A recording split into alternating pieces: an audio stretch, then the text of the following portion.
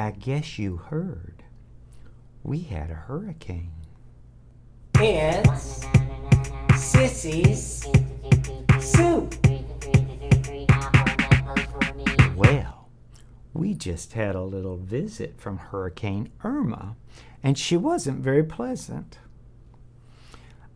Well, I was pretty sure we were going to get hit for about a week. I kept following it on the computer, and Lord, it was huge.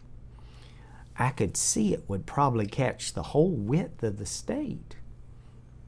Now, Bubba, my brother, lives in the house that we grew up in. And because I live right on the river, I went over to his house to ride out the storm. Bubba's house is on a high piece of property with not too many trees close to the house. Safer than being right on the river, I can tell you. Now, the lady that lives next door to Bubba, she's 86, and I went over there the day before and got settled in because we weren't sure how early the storm was going to start coming in, and we didn't want to get stuck. Irma came on Sunday, September the 10th. September the 10th is Bubba's birthday. We were so busy getting ready for the hurricane, I totally forgot about it. When I finally wished my brother a happy birthday, he just laughed and said, "Well, here we go again." You see, in 1960, Hurricane Donna came on Bubba's 9th birthday. We lived in a tiny frame house then that was set on cinder blocks. But we had some friends that lived right on the river, so just like now, they came over to ride out the storm with us. It was 5 of us and 4 of them in that tiny house, and Daddy put the bird dogs in the car. That's what you do. I don't remember much about it. I was just a little thing. But Bubba says we had a great time. We had his birthday party and the grown-ups made it fun. It was an adventure. Well, now we're older and we know what can happen. And hurricanes aren't fun anymore. They're scary. But my Bubba is a firm believer in make hay while the sun shines. So we were prepared. Food, water, lights, hurricane shutters. We were ready for this thing. We hoped. So the night before it was supposed to hit, the 3 of us hunkered down and got ready for the worst. When a hurricane is coming, you stay glued to the TV. You want to stay informed. I have to say, though, a lot of the TV coverage was just ridiculous. The weather people stood out in the hurricane force winds and told us that we shouldn't go outside. Duh! Teach by example, Weather Channel. When the hurricane is coming, the weather changes bit by bit. The sky gets dark, and it starts with a steady, gentle rain. The rain gets harder and harder, and the winds pick up, and you start having these gusts that catch your attention. It gets stronger and stronger and stronger, and that's exactly what it did. We sat there all day, the 3 of us, and watched the television. First, we saw it tear up the Florida Keys. Then we watched it head up the west coast of Florida. First Naples, then Fort Myers, closer and closer and closer. Every time they would update the path, it looked for all the world like the eye of the hurricane was coming over Riverview directly. We were going to get a direct hit.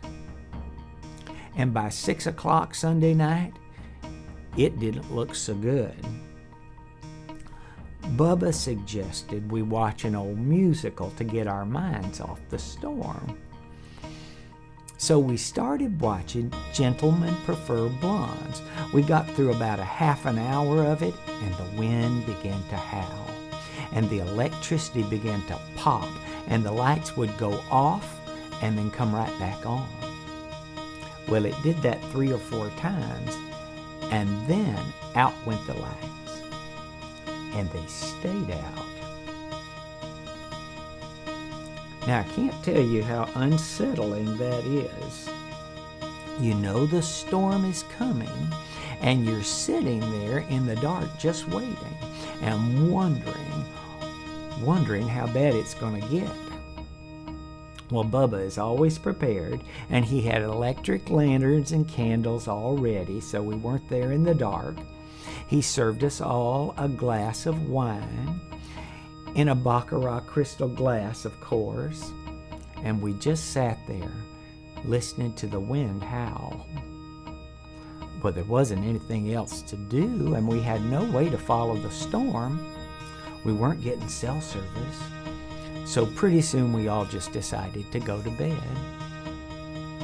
Bubba had us all in one room that he thought was the safest. We all just lay there in our beds in the dark. I was praying and praying and praying, and somehow I just fell asleep. Well, at some point, the wind stopped and it got real quiet, eerie. And I think that's what woke me up. It was about 3 o'clock in the morning. Bubba was already up, and he told me he thought it was over. And sure enough, it never started back up. We found out later that the eye wall of the storm collapsed just as it got to us. We were really lucky. When the sun came up, we got a look at the damage. My goodness. There were trees down everywhere, and the ground was covered with sticks and Spanish moss, but no houses destroyed, at least not in my neighborhood. The neighbor lady, we took her home and looked out there. Next thing you know, she started picking up her yard. She worked on it all day. And Bubba and I took a walk to see all the damage. And it was amazing. We lost trees. Somebody had a tree on their garage, and somebody had a tree down in their driveway, but most of the trees didn't fall on anything and hurt anything. It was just kind of a miracle. We didn't lose any neighbors, even the bad ones. Well, then Bubba and I went home. We worked on the yard for a while. One of my neighbors that lives next to me over on the river called to tell me that my house was fine. There was a tree down on my street, and until they got that cleared, though, I wouldn't be able to go home. That was fine. After we got through working in the yard, Bubba and I just sat around and talked. We sat out on the screen porch because there was no air conditioning. It was hot. We didn't have power all day. And just about dark, this friend of Bubba's named Al, he called up to say he had lights. And he said he was coming to get Bubba's frozen things out of his freezer so they wouldn't ruin. By the time he got there, the sun had gone down and it was dark. Bubba had all the frozen food in a box. And we saw the car lights in the driveway, and Bubba turned around to get the box of frozen food and pick it up. And he got it, and he started towards the door, and we heard Al knock on the door, and the second he did, the lights came back on. It was like a miracle, and we gave Al all the credit too. Well, that's the end of the story. Well, almost. I had gotten so used to the lights being off, I don't know what I was thinking. But Bubba stood there and talked to Al, so I took the box of frozen stuff and I headed to the kitchen. We hadn't left any lights on in the kitchen, and I headed to the kitchen and I took a flashlight with me. And I used the flashlight to put the things back in the freezer. Well, I was putting the last bag of frozen peas in the freezer when Bubba came up behind me and flipped the light switch on. I felt so foolish. We laughed. Well, I got to go. I got work to do in my yard.